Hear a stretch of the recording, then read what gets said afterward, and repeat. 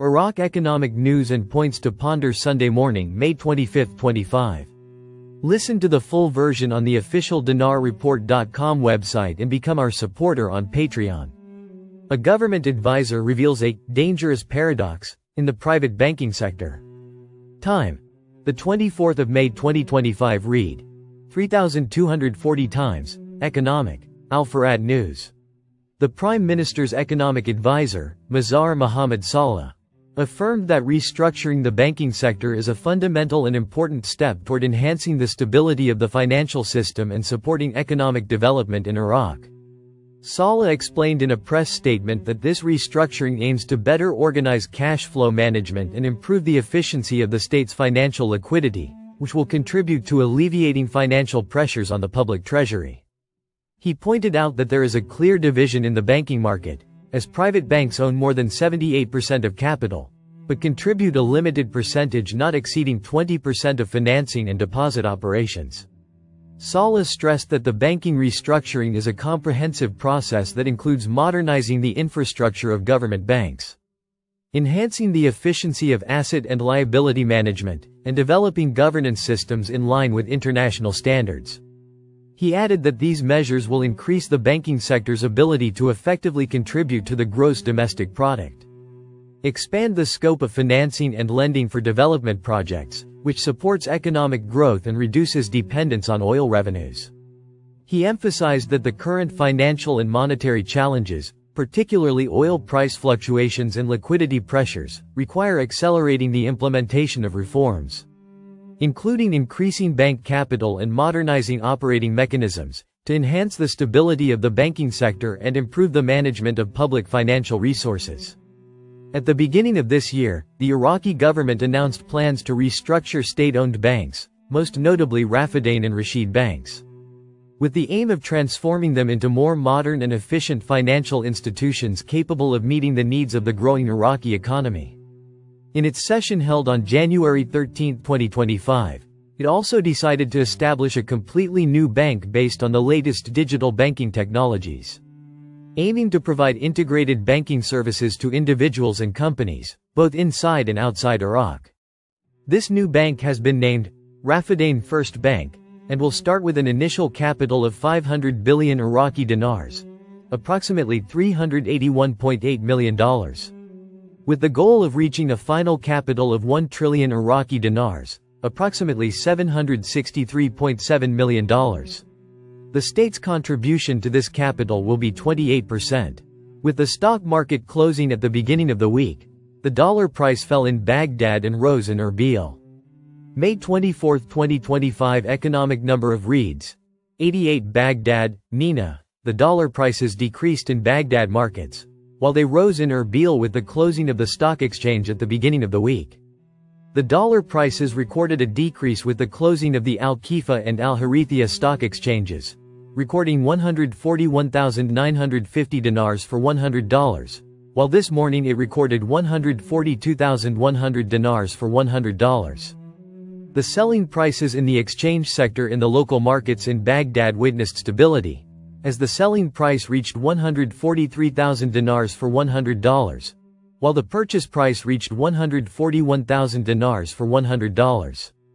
In Erbil, the dollar recorded an increase, as the selling price reached 142,200 dinars for every $100, and the purchase price reached 141,800 dinars for $100.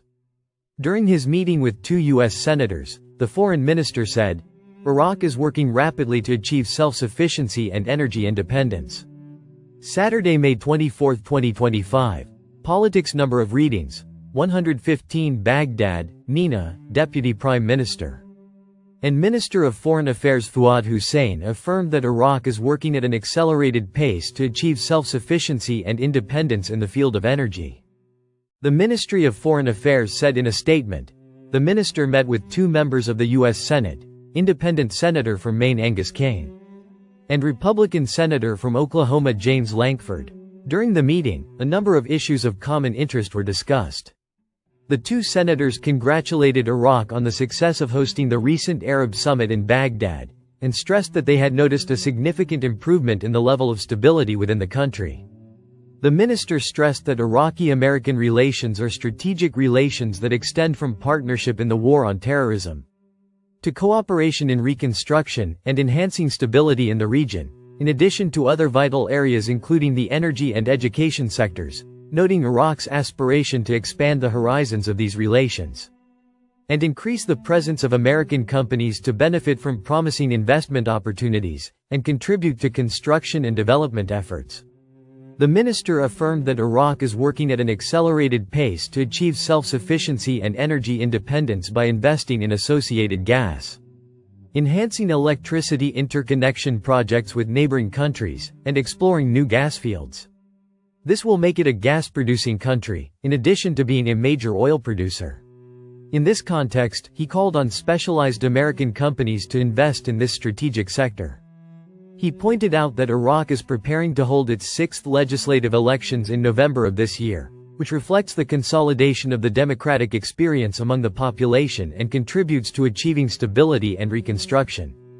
At the same time, he expressed his regret that a number of Western countries continue to classify Iraq as a high-risk country in travel advisories for their citizens.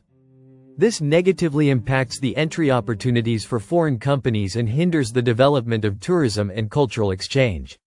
On the other hand, the two sides affirmed that the terrorist organization ISIS continues to pose a major threat to countries in the region and the world alike, emphasizing the importance of unifying international efforts to eliminate it and prevent its return. They also discussed developments in the ongoing negotiations between the United States and Iran, agreeing that dialogue is the best way to resolve outstanding issues, achieve stability, and avoid slipping into escalation and confrontation. In conclusion, the two sides affirmed their support for a political process in Syria that ensures the establishment of a comprehensive democratic process that expresses the aspirations of the Syrian people and leads to the formation of an elected government that represents the various components of society and preserves their rights.